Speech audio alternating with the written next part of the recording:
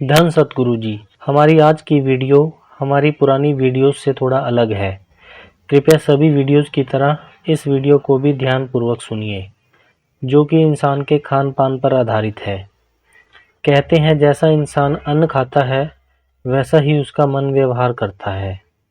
अगर हम शाकाहारी भोजन करेंगे तो हमारा मन भी उसी के अनुकूल दया करुणा का भाव उत्पन्न करेगा, और यदि हम मांसाहारी भोजन लेंगे जो किसी जीव की हत्या द्वारा उत्पन्न भोजन होता है, तो उस मन में करुणा का भाव कहाँ से उत्पन्न होगा। महापुरुष भी अपने अपने समय में सात्विक भोजन की इम्पोर्टेंस बताते रहे हैं। इस छोटी सी वीडियो के माध्यम से हमारा मकसद सिर्फ हरिमंदिर रूपी शरीर में शुद्ध आहार को प्रयोग करने पर बल देना है। तो ज़्यादा समय न लेते हुए वीडियो को शुरू करते हैं।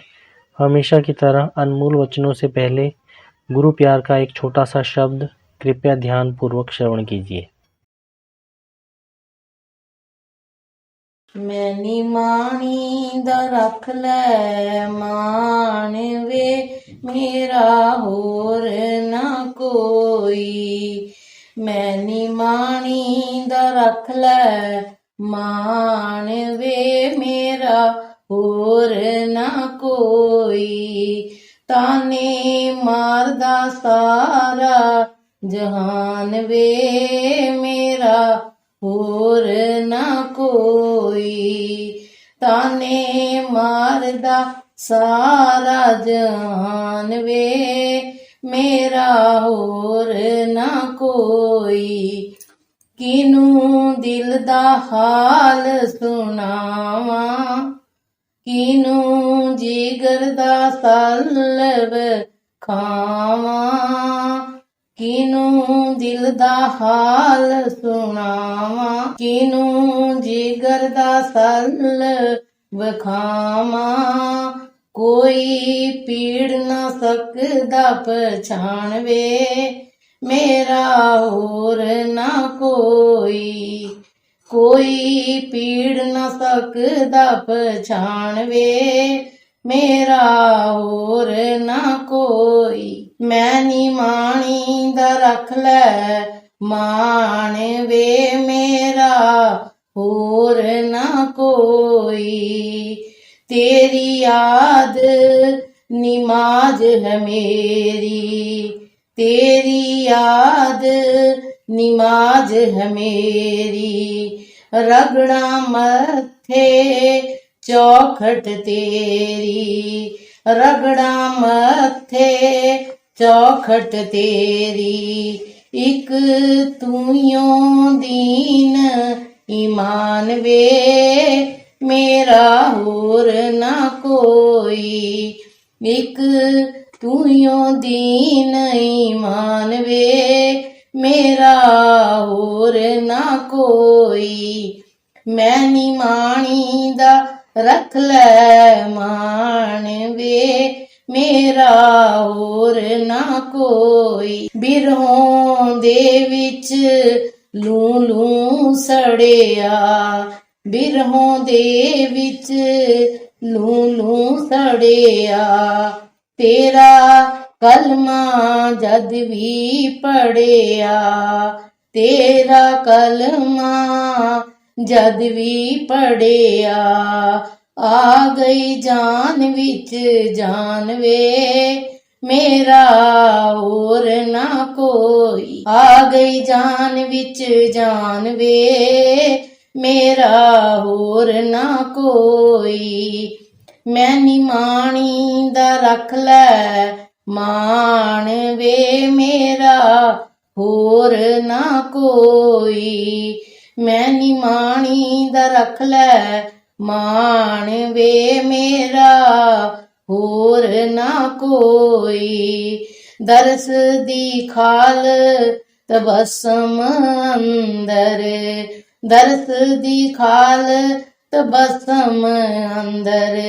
दिल ही मस्जिद दिल ही मंदिर, दिल ही मस्जिद दिल ही मंदिर।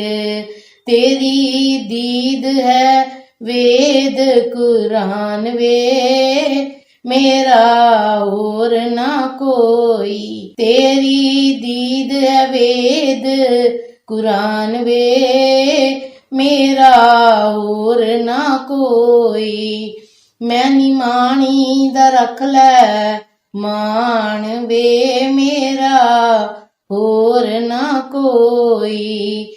मैनी माणी दा रख लै मान वे, मेरा और ना कोई। ताने मारदा सारा जहान वे, मेरा और ना कोई। मैनी माणी दा रख लै मान वे, मेरा और ना कोई। प्यारी साध संगत जी, हम सभी अपने जीवन में बहुत अधिक कार्य करते हैं, लेकिन संत महापुरुष बताते हैं कि भाई जैसा भी आप संसार में कार्य करते हो उसका तो भुगतान आपको करना ही पड़ेगा, मगर आपका जो भोजन है वो कैसा होना चाहिए। हमारी प्रथम तथा सबसे ज़्यादा बड़ी समस्या भोजन की है, क्योंकि शरीर भोजन और मन पर प्रभाव डालता है। ठीक तरह का भोजन, ठीक ढंग से खून पसीने की कमाई द्वारा प्राप्त और ठीक प्रकार से किया गया भोजन इस रास्ते के लिए बहुत मददगार होता है। कौन सा रास्ता? परमार्थ का रास्ता, जिसमें हम पूज्य महाराज जी से नामदान की दीक्षा ले लेते हैं। फिर भजन सिमरन करने के लिए पूज्य महाराज जी हमें प्रेरणा देते हैं और कहते हैं कि भाई 100 काम छोड़कर सत्संग में आओ और 1000 काम छोड़कर भजन सिमरन करो। भोजन का भजन सिमरन से गहरा ताल्लुक है, इसलिए सबको हर रोज़ का भोजन खून पसीने की कमाई द्वारा कमाना चाहिए और अपने भोजन के लिए दूसरों की कमाई पर भार नहीं बनना चाहिए। अपनी जीविका कमाने के लिए कोई अच्छा और ईमानदारी पूर्ण विभाग ईमानदारी से काम करना चाहिए और दिमागी अथवा शारीरिक कार्य चुने जो दुर्भावना से हटकर हो, नहीं तो कर्मों का भुगतान करना पड़ेगा। यह कपट, पाखंड, बुराई और दुश्मनी रहित होना चाहिए। कर्मों का नियम बड़ा सख्त है भाई।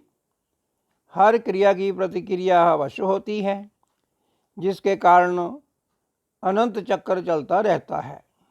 इसलिए एक ईमानदार जीवित हस्ती की, चाहे वह कितना ही गरीब हो, आवश्यकता है। ईमानदारी द्वारा अमीर नहीं बना जाता।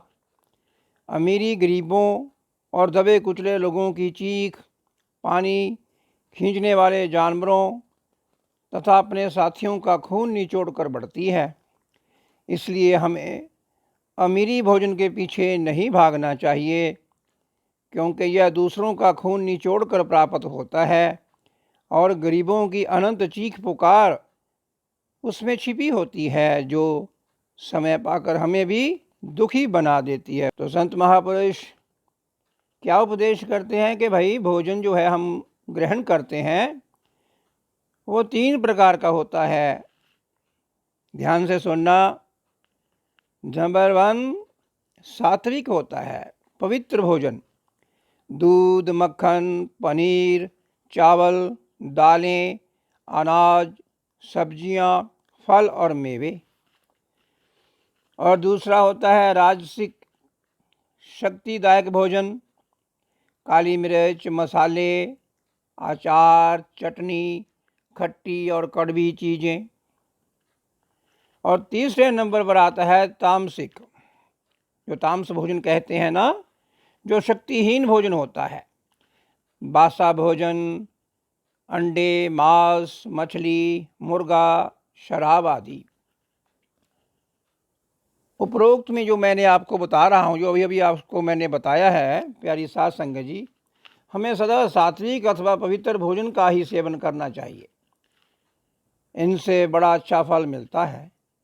इनमें से भी हम भूख से थोड़ा कम खाएं। स्वादिष्ट भोजन मिलने पर हम ललचा कर ज़रूरत से ज़्यादा खा जाते हैं, और जो फालतू खाना खाया जाता है वह अच्छा, स्वस्थ और अधिक शक्ति देने की बजाय जहर का काम करता है भाई। जो भोजन ठीक प्रकार हजम होकर शरीर में जज़ब नहीं होता, वह भयंकर दर्द और कुछ मामलों में हैज़े का भी रूप धारण कर लेता है। तो संत महापुरुष यही बता रहे हैं बार बार कि अपने पेट की मशीनरी को हमें ज़रूरत से ज़्यादा खिलाना चाहिए। भाव ज़रूरत से ज़्यादा नहीं खिलाना चाहिए, नहीं तो आपका जो जी मचलना शुरू हो जाएगा। ज़रूरत से ज़्यादा खाना, भाव अच्छा भोजन भी कई बार हानिकारक सिद्ध होता है। साधारण रूप में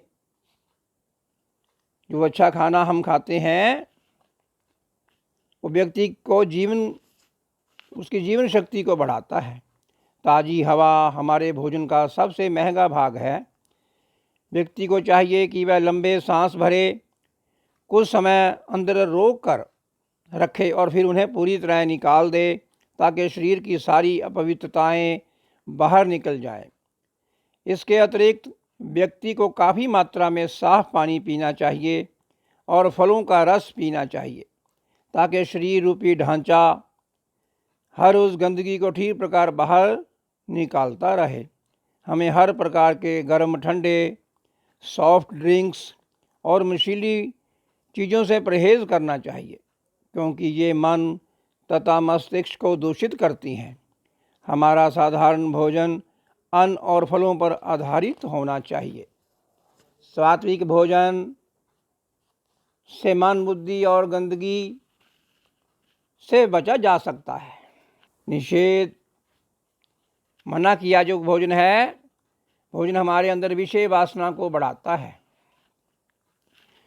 तो ये बात है कि जो नाम लेवे हैं उनको शराब वर्जित है, और स्वास्थ्य बनाए रखने के लिए डॉक्टरी सलाह अनुसार भी इसे लेने की मनाही है भाई।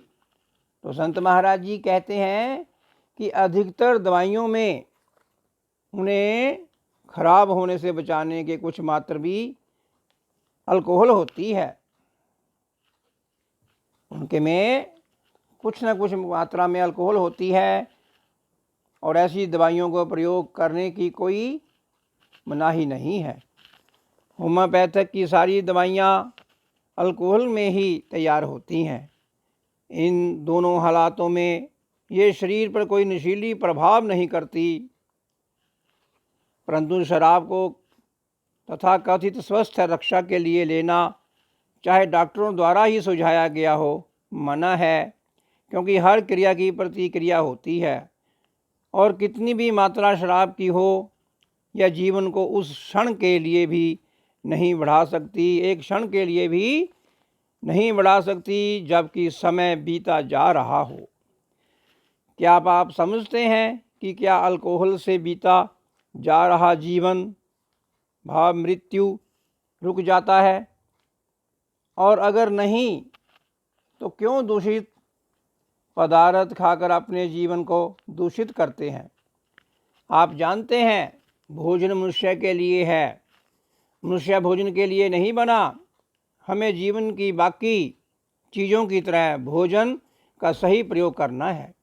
जो जीव के स्वादों का रस है, कोई विशेष काम नहीं कर सकता। जीव पर सही कंट्रोल से हम शरीर और मन के सभी सिस्टमों को कंट्रोल कर सकते हैं। साधारण भोजन अधिक शक्तिदायक, पौष्टिक तथा रूहानी तरक्की के लिए आजकल प्रचलित रसोई में बने बाकी सभी व्यंजनों से श्रेष्ठ होता है। इससे आपको सदा सुखद एहसास तथा मानसिक शांति प्राप्त होती है, तथा अपने उपलब्ध साधनों में रहने के कारण आपको किसी के सामने हाथ नहीं फैलाना पड़ता है। तो शेख सादी साहब जो है ईरान में एक सूफ़ी कवि हुए हैं, फरमाते थे कि पेट को 4 भागों में बांट दो, 2 भाग सादा भोजन से भरो, 1 भाग साफ और स्वच्छ पानी से भरो तथा 1 भाग प्रभु की ज्योति के लिए खाली रख छोड़ो। शाम को कम भोजन करना रूहानी जिज्ञासु के लिए बहुत ज़रूरी है। जहाँ तक सोने का सवाल है, एक स्वस्थ आदमी के लिए 6 घंटे सोना काफ़ी है। जितना अधिक हम अनुशासित जीवन जिएंगे उतना ही अधिक हमारा स्वास्थ्य अच्छा रहेगा। महापुरुष लोगों की मदद के लिए जीवन के सभी पहलुओं पर प्रकाश डालते हैं। अगर आपका भोजन सादा है और उतना ही भोजन लेते हैं जितना कि हजम हो जाए तो आप तंदुरुस्त रहेंगे। अगर आप हाजमे से अधिक खाओगे तो नतीजा यह हुआ कि आप भजन में बैठ नहीं सकेंगे, आप अच्छी तरह विचार नहीं कर सकेंगे, आप भजन में समय नहीं दे सकेंगे, आपको सुस्ती आएगी। इसलिए सादा जीवन, सादा भोजन और उच्च विचार होने चाहिए। आप केवल उतना ही खाएं जितने की ज़रूरत है, ज़रूरत से अधिक ना खाएं। ज़रूरत से ज़्यादा खाने से आपको सुस्ती घेरेगी, फिर आप काम में सदा टाल मटोल करते रहेंगे। आप कहेंगे कि हम इसे बाद में करूँगा, अभी मुझे आराम करने दो। मेरा पेट ठीक ना होने के कारण ऐसा होता है।